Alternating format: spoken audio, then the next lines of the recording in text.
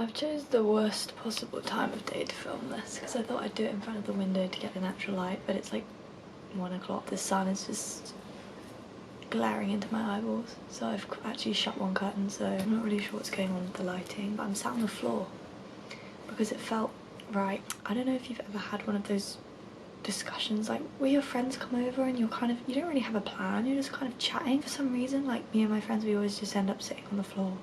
You know, you just end up sitting on the floor like fiddling with the carpet.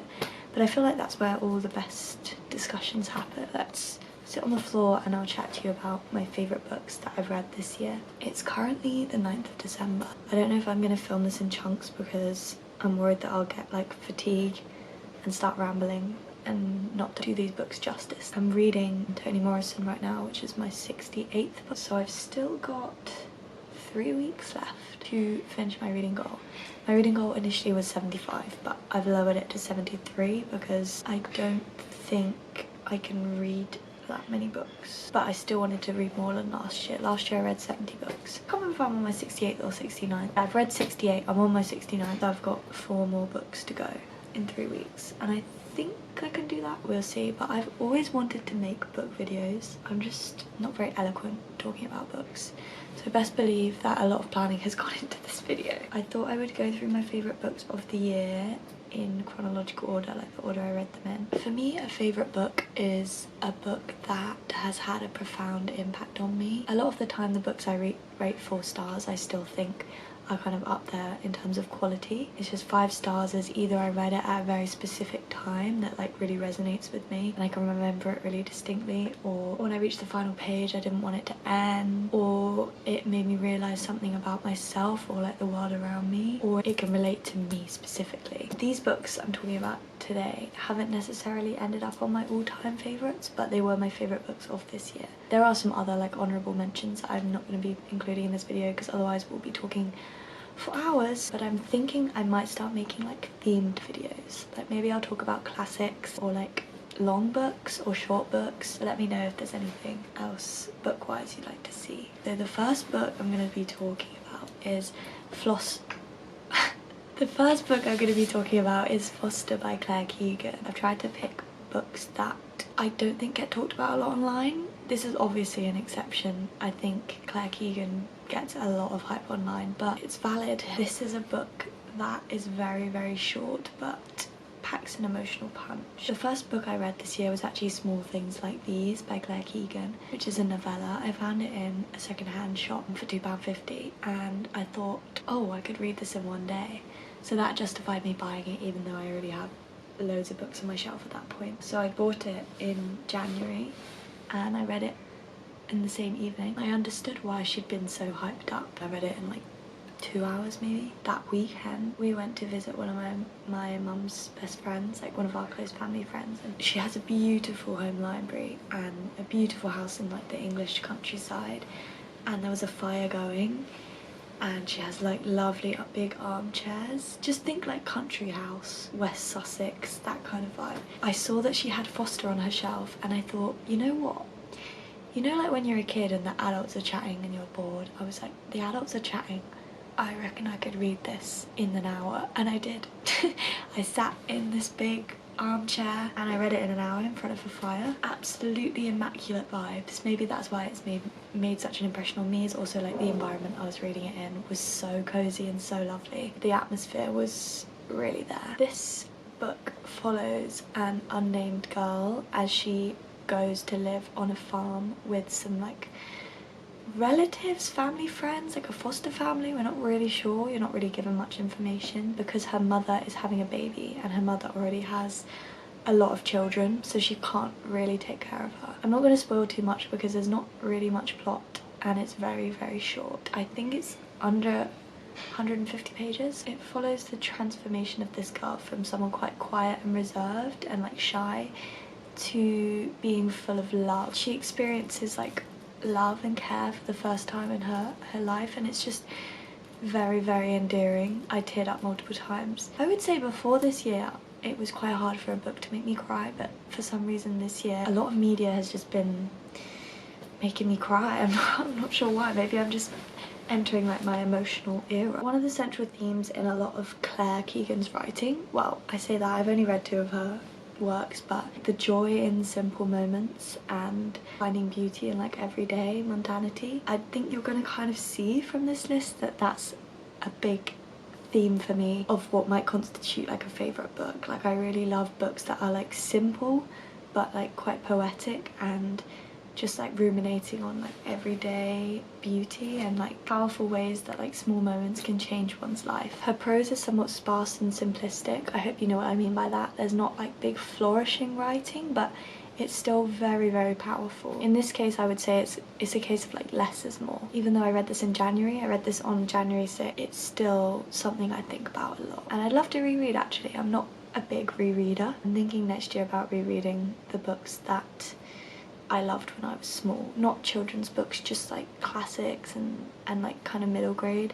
I'm thinking about rereading a lot of those. Maybe in a few years I'd reread this. It's not like you need to relive the plot because there's not, as I said, not much going on. Yeah, that's my first book and I've already been talking for 10 minutes.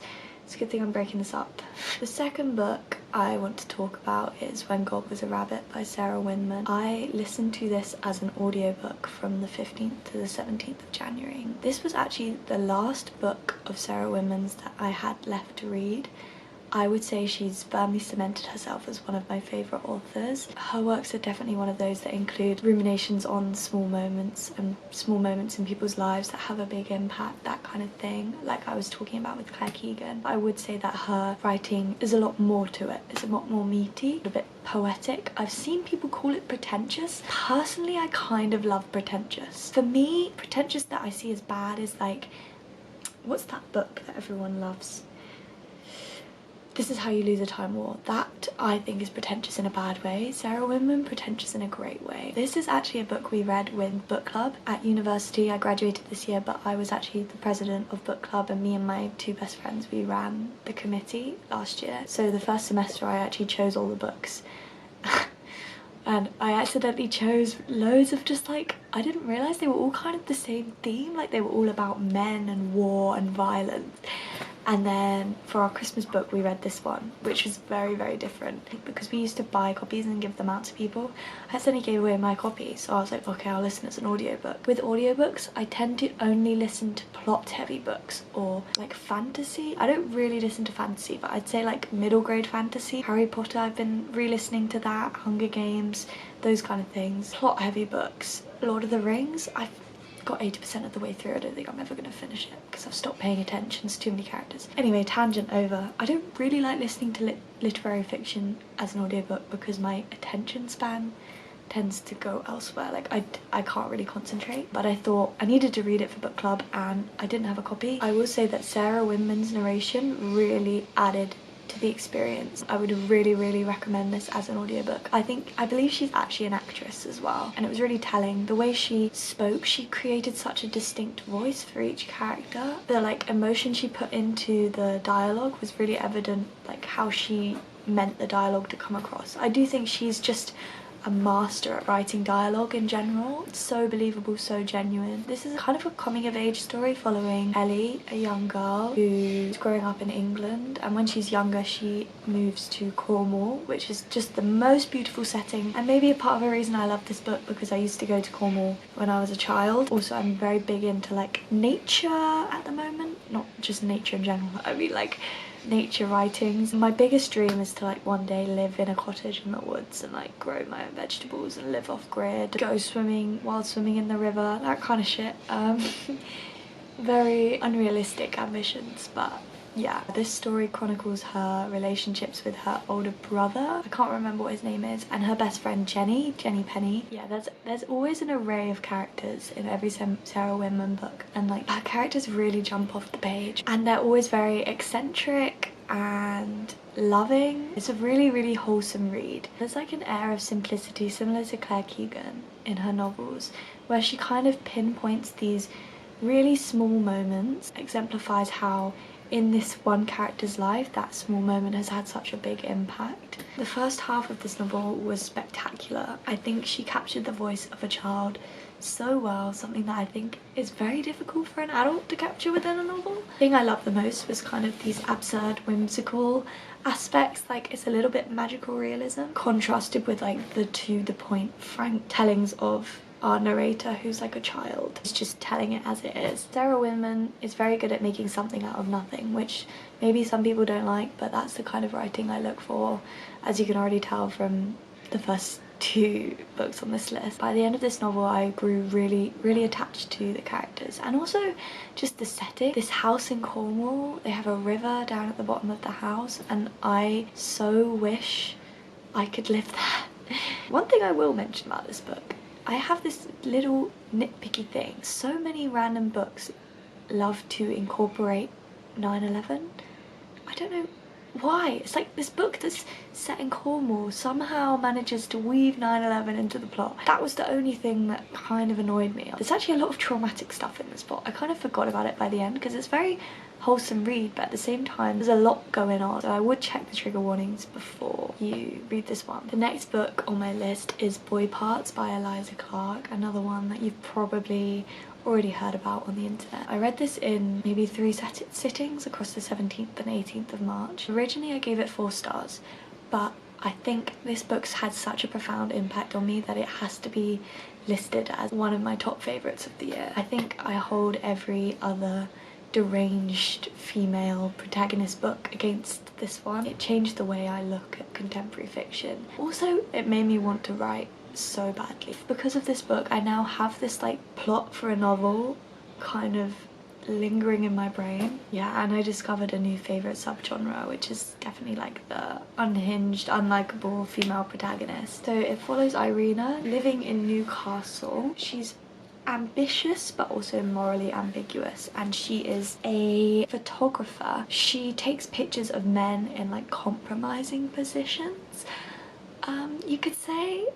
This is a very sexually and violently explicit book, so maybe not for everyone, I completely understand. These photographs are like provocative but also kind of exploitative. I absolutely loved looking inside the mind of this like narcissistic character. I think she's deeply unlikable, but also a little bit like on the surface level she's quite relatable. She says things that people would be too afraid to admit, and I think that's why I like her.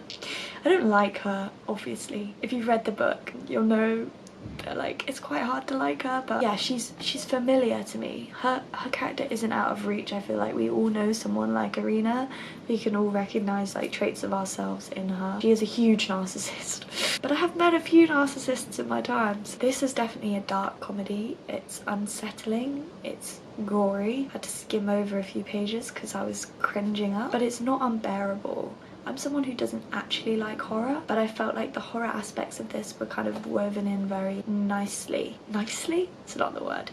Seamlessly. It wasn't overwhelming or overbearing. And this is also a book that's just so deeply compelling. I went to the library I was writing my dissertation at the time. My library used to have these big like cushion chairs, soft all the way around, and I used to take my shoes off, curl up in these little chairs and just sit there reading, and I just spent like 2 or 3 hours in the library. I'd gone to write my dissertation and I just spent reading this book instead because I could not put it down. And every one of my friends that has read this also felt the same. It's so compelling. It's ingrained in my brain. I think about this book so much. It lives in my brain rent-free. The next book that I want to talk about is River East, River West by aube lescure. I'm sorry if I'm pronouncing that wrong. Let me check. Cannot find how you pronounce her name. She is French Chinese, so aube lescure. I could be butchering that, I'm very sorry. This was shortlisted for the Women's Prize, which I found very intriguing because I never see China central or like China focused or like Chinese authors in the mainstream. I read a lot of translated Chinese literature. This wasn't translated, it was written in English, but I never see like books about China or set in China or by Chinese authors in the mainstream, so this was very intriguing to me. I actually reviewed this for the Leeds Centre for New Chinese Writing, which is an organisation run by some lecturers at University of Leeds, and I signed up to be a book reviewer, which is great because it means I get to read books for free in exchange for reviews, and I love writing reviews. I'll leave a link in the description if you're interested. They do like monthly book club. You can read extracts from like new Chinese writers. They've got a review network that I'm a part of, where they review Chinese books in English translation. They run translation events, they run author events. I read this towards the end of my degree. I read this 29th of May to the 6th of June, and by this point like my entire dissertation was focused on a Chinese female author, so I was really worried that I was just in like a fatigue of Chinese literature and talking about women in a Chinese context. But this book, this novel, was so different from any kind of China Central book I've read before. It's like the reverse of the typical immigration arc. So this was kind of refreshing to read. It follows 14-year-old Alva as she navigates her life in Shanghai, growing up biracial. It's got a white American mother, Sloane, who she calls Sloane. It kind of gives Gilmore Girls in that she's like a single mother, except the single mother's also like an alcoholic and she doesn't know who her father is. But at the beginning of the mother's getting married to a Chinese man called Lu Feng, and yeah, the rest of the novel switches perspectives between Alva as a 14-year-old, like the teenage angst and how that influences her view of like Lu Feng, her new stepdad. And then it also switches between Lu Feng's perspective from 1980s China. So that really informs your perspective on why his character is the way he is, and it kind of balances out Alva's like antagonistic narrative, antagonizes him. I personally love when novels switch between perspectives. It's something that really draws me in. I love looking at things from different viewpoints based on like gender, based on like their position within a family. Books like On Beauty by Zadie Smith and Crossroads by Jonathan Franzen also have like switching perspectives. In this case it allowed for like a very in-depth exploration of class, race, family, cultural identity and belonging that spanned across generations. It also zooms into expat life in China in a very interesting way. I'm currently living in Beijing, and it's very true that a lot of the time there exists this kind of white privilege in China, that if you're white you can get away with a lot of things that you can't if you're Chinese, just because of the way that the West is sometimes glorified. It was very interesting to see this from the perspective of a biracial 14-year-old who goes to Chinese school but is desperate to connect with the American side of her. She's desperate to live in America, she's desperate to go to international school, she's kind of rejecting the Chinese side of her. But then once she joins this international school, she kind of realises the expat community is a lot darker than she thought it was, and things become obvious to her. Because of the biracial character, I feel like that's an aspect that a lot of people are going to relate to. Personally, not me because I'm not mixed race, but I can see why people would find that really relatable in terms of growing up with the lack of any sense of belonging, growing up between two cultures. I will say there's an array of traumatic events in this book, so I would check the trigger warnings. I felt that they were dealt with very deftly and they definitely informed the narrative. The next book on my list is Trespasses by Louise Kennedy. I read this from the 15th to 16th of June whilst I was in Cork in Ireland. It is true what they say, by they I mean Jack Edwards, that reading a book from the place you're visiting whilst you're in that place really elevates the reading experience. Obviously this was set in Belfast in the 1970s, so a bit different, but when you're in Ireland,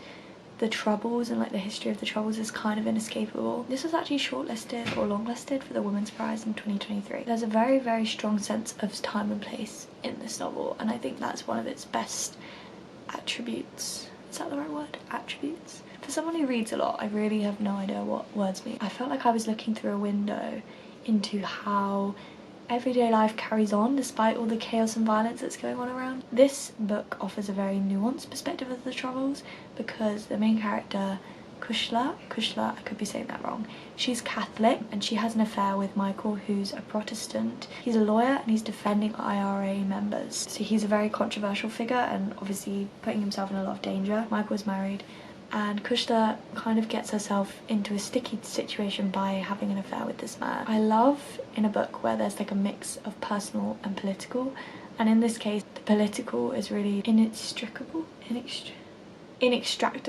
from the personal is really inextractable from the political. Her personal choices to have an affair with this man really have much wider ramifications for her entire family. I love learning about history and places through literature because I love seeing a more humanistic perspective rather than like facts and figures. I love to read about the emotions and how people felt during that time. It's just a much more sympathetic way to learn, I think. I was completely hooked from the first page. I think since Boy Parts I hadn't had a book that I just couldn't put down. I was itching to pick it up back up again every time I put it down, and it also broke my heart. By the end I was shedding a tear. Like, when I say sobbing, realistically it's just one tear rolling down my face, but I feel like that's quite rare for a book to do that to me. It really caught me by surprise.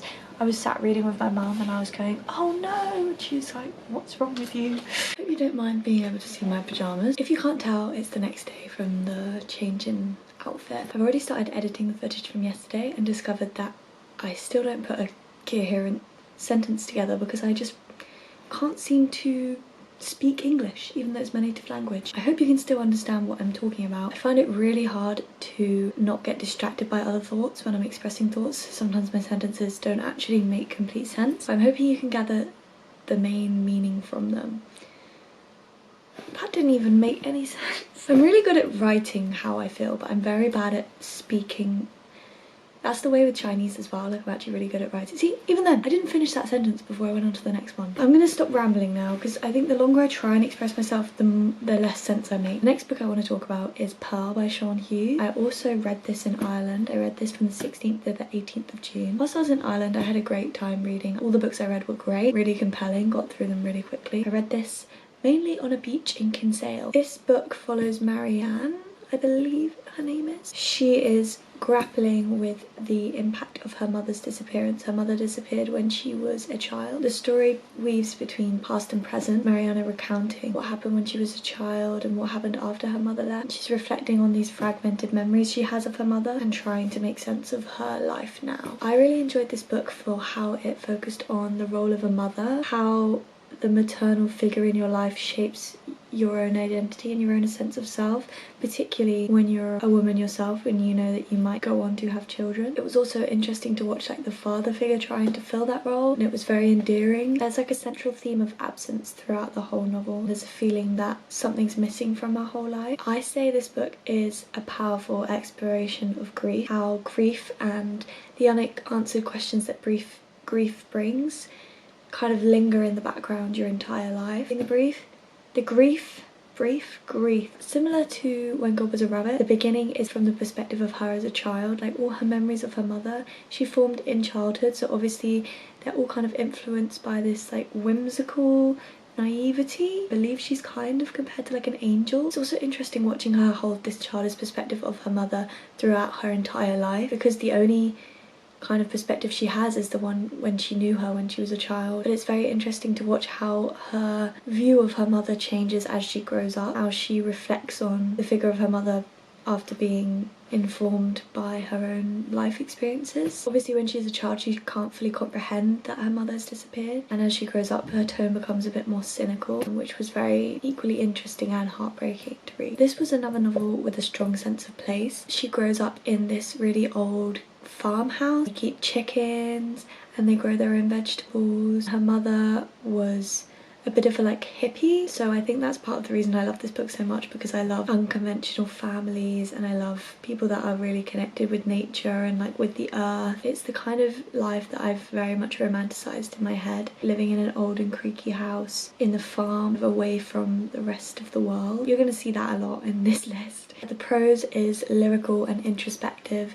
the kind of prose that I love. I just love thinking and I love reading other people's thoughts. It's also very sad. The next book on my list is A Tale for the Time Being by Ruth Ozeki. I read this from the 9th to the 15th of July. Ruth Ozeki has been on my radar for a long time. I think it was the book of Form and Emptiness came out. That's when I first was introduced to her, and then I was in an Oxfam one day and I found her, I believe it's her debut, which is My Year of Me. I and someone who likes to read the lesser known works of an author before going on to the more popular stuff, just because I find then that I'm not disappointed. I like to start with the author's other works, and if I like the writing style then I'll continue to read the more popular stuff, and then I'll find myself pleasantly surprised. I don't know if it's focusing in the corner because I've got this little thingy over here.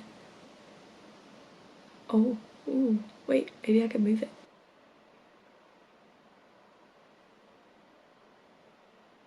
Sorry. I absolutely loved My Year of Meats. That was one of my top favourite books. It's a lovely blend of like personal and political, and being a vegetarian I love reading about the corrupt nature of the meat industry, but it really got me hooked into Ruth's writing style. In this novel, Ruth inserts herself into the narrative, which is such an interesting approach to fiction. It follows Ruth, who is living on a remote island in British Columbia with her husband, who is some kind of ecological scientist, I believe, and she's on the beach and she discovers this diary washed up on the shore, and in the diary we have this Japanese teenager who's being bullied, and she's like chronicling her life story and also her grandmother's life story, who is a Zen Buddhist. As Ruth begins to read this diary, she becomes completely engrossed in Nao's life. Nao is the Japanese teenager. That's when like the nature of time and reality and storytelling all explored in a very interesting way. I'm not going to give too much away. There's a lot of magical realism,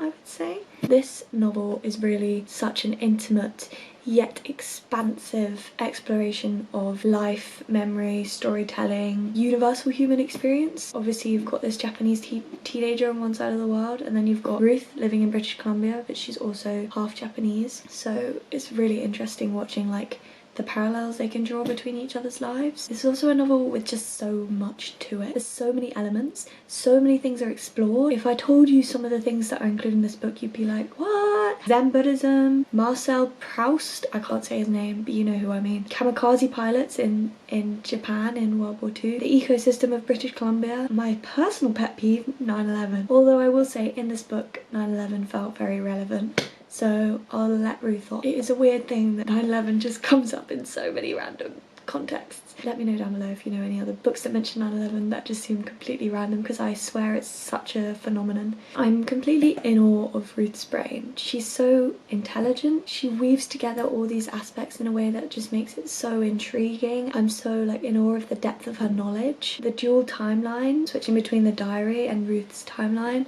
is just so innovative and like nothing I've ever read. I keep realising my posture's really bad. Another one that kept me awake at night. I literally could not tear myself away. I needed to finish it. Even when I put the book down, I was staring at the ceiling just thinking about all of the thought explored in this book. It's really one that makes you think. I don't know if you've noticed, but that's kind of my taste in books. Books that make you think. Unfortunately, I haven't had any books this last quarter of the year that have kind of stuck out to me a lot. This one I read in August. I read the 1st to 5th of August, and it's Unsettled Ground by Claire Fuller. This is one I found in Holdfast, which is a bookshop on a canal boat in Leeds Dock. If you're in Leeds, please go and check it out. It's like a TARDIS. They also sell plants. So lovely vibes in there, and they do have a second-hand section. So I got this for £3, I believe, and it was another one of those, rare for me, that I hadn't heard of it before. I liked the cover. The blurb intrigued me. I tend to just skim blurbs because I don't like to know too much about the book before I go into it. It's very rare for me that I'll pick up a book that I haven't heard of though. I just really like the cover, and I think that day I just really wanted to buy a book. This follows 51-year-old twins Jeannie and Julius. They have for their entire lives lived this secluded life with their mother in this little farmhouse in England, away from the rest of society, growing their own vegetables. Surprise, surprise. And suddenly, this isn't a spoiler, it happens in like the first 2 pages. The mother dies and their whole world is like upended. They have to figure out how to survive in a society that they haven't existed in. They face financial insecurity, eviction. They also are suddenly confronted with all these truths and betrayals that have been held against them for their entire lives. Very similar vibes to where the Crawdads sing, in that it's secluded from the rest of society, it's like being self-made, and again that's probably a theme that I really enjoy. I'm filled with hope witnessing characters kind of build themselves up again from the bottom, or like enduring really harsh environments. Also my desire to live off grid, grow vegetables, keep keep pets and play music all day and not have to interact with the rest of society probably also informed my love of this book a little bit. But obviously that's a very romanticised view, because in this book they're like experiencing extreme poverty. It's really interesting seeing how their past traumas and their upbringing has impacted their relationship with one another, because they're twins. You can really see their different perspectives in terms of their gender, how their exposure to the outside world and their class, and it's really interesting to see how that impacts their relationship dynamic, because you've got Julius, who is a little bit more exposed to the outside world. He goes to the pub, he works, whereas Jeannie is a bit more just inside the home. Much like Normal People by Sally Rooney, I was repetitively frustrated by these two characters' lack of communication, but I did feel that it was utterly convincing of their characters. Like, their characters aren't likely to be very emotionally available considering their situation. For me, being frustrated by characters isn't the sign of a bad book. I know that can put people off. It's a sign of good writing. The author can invoke such strong feeling in me just from writing down words on a page. It really says a lot about their ability to create characters if I'm feeling so strongly about these characters. This is definitely a slow-paced novel, and I can see why people might lose interest, but I think the pace of the book kind of mimics the pace of their lives, and I really enjoyed the trickles of information coming out as you're like discovering things with the twins about their lives. The end of the novel is heart-wrenching and completely shocking. Can't actually remember the details, which is good because hopefully I can reread it one day and I'm not going to spoil anything. But I actually have Bitter Orange by Claire Fuller. My camera's stacked up on it right now. That's going to be my next read. I'm curious to read more of her work because I really love her writing style. The final book on this list is another one that I'd never heard of and I randomly picked up in a secondhand bookshop. Asylum Road by Olivia Sudjic, which I read from the 11th to the 12th of August. I read this on a beach day at East Wittering. I spent almost all day reading it. I started it in the morning. We went to get fish and chips in the evening and we were waiting in the queue, and I was still like desperately reading, trying to get through it. And then when I got home I stayed up till 2 AM, and in the morning as soon as I woke up I finished the last 10 or so pages. It really invoked me in a reading frenzy that I haven't had in such a long time. It really brought back this nostalgia for beach holidays when I was a child. The feeling of just like needing to know what's going to happen. I've really missed that feeling of not being able to put a book down, taking this book with you everywhere, and like even being antisocial in order to finish the book. This novel follows Anya, a young woman of Bosnian descent living in London, as she navigates her precarious engagement with her fiancé Luke. Their relationship is seemingly idyllic at the beginning, but it kind of begins to unravel as they take a trip through Europe. Anya is like haunted by her past being the Bosnian War that like led her to be estranged from her family, and as she takes Luke to visit her family, cracks in their relationship begin to show. It's a novel of like alienation, disconnection, a desire for control. This is a very fragmented narrative style, but this kind of mimics Anya's inner turmoil that's going on as a result of her trauma. It weaves between the past and the present. I thought it was really interesting how it brought her past trauma into the modern day, like talking about the Bosnian War, the Yugoslav wars, in terms of how it's affecting her now. She's kind of trapped by her own anxiety, very similar to The Dissolving Margins that's explored in the Neapolitan Quartet by Elena Ferrante. I absolutely love learning about history through fiction. The Yugoslav wars was something, Bosnian wars, I'm not sure which one it goes by, but this was something I was completely unfamiliar with, never been taught. It was really interesting. I did a lot of research as I was reading, because I feel sometimes with these books, if you don't know the context, it's quite hard to understand what they're talking about, but I don't think that should deter people from reading it. I think that doing your own research on the side will really help inform you. It just makes it really more interesting because you get to read more like a more human perspective rather than just like facts and what happened. It's really interesting seeing the repercussions of this war, her own displacement and trauma, and how this impacts her relationship in the present day, even though now she's at a seemingly like stable point in her life. This was such a raw book. The depictions of heartbreak I found so utterly genuine and convincing, and also just relatable. As I was reading the passages, my stomach actually dropped, and I think it's incredible that a book actually moved me that way. Prepare yourself. It also kept me on my toes. It's very dark and there's some vivid descriptions that invoke all the senses, shall we say. At times it can be a little bit disturbing and slightly squeamish. I did find myself cringing a little bit, and it's definitely not for the faint of heart or for those who dislike ambiguity at the end of a book. That's all I'm going to say on that. I sometimes love an ambiguous ending. I understand it can be unsatisfying for some people. Very unique, a powerful, strong voice within this novel. I'll definitely be checking out more of her writing. Another unhinged female protagonist, but I feel like this one isn't talked about a lot because, you know, you've got boy parts and Bunny. I never hear anyone talking about Anya. This book definitely needs more recognition online. Honourable mentions, the last quarter of the year. I would like to give some men some recognition because I didn't mean to make a list of all female authors.